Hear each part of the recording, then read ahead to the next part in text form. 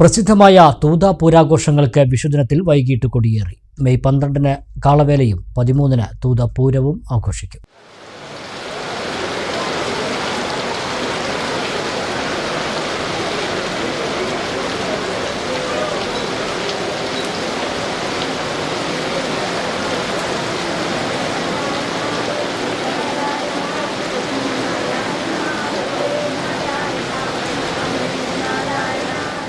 ഒറ്റപ്പാലം, പെരിന്തൽമണ്ണ താലൂക്കുകളിലെ പുഴയോര ഗ്രാമങ്ങൾ തട്ടകങ്ങളായുള്ള തൂത ഭഗവതി ക്ഷേത്രത്തിൽ ഒരു മാസം നീളുന്ന കാളവേല പൂരം ആഘോഷങ്ങൾക്കാണ് വിഷുദിനമായ ഏപ്രിൽ 14 കൊടിയേറിയത്.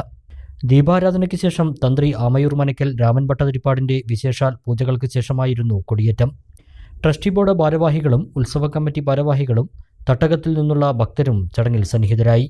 തുടർന്ന് ചെർപ്പശ്ശേരി ശിവനും പനമണ്ണ ശശിയും സംഘവും നയിച്ച ഇരട്ടക്കേളിയും ഉണ്ടായി. രാത്രി 9:30 കതിർവേല വരവും നടന്നു. 10 കൂത്തുമാടത്തിൽ രാമായണം തോൽപ്പാവക്കൂത്തിനും തുടക്കമായി.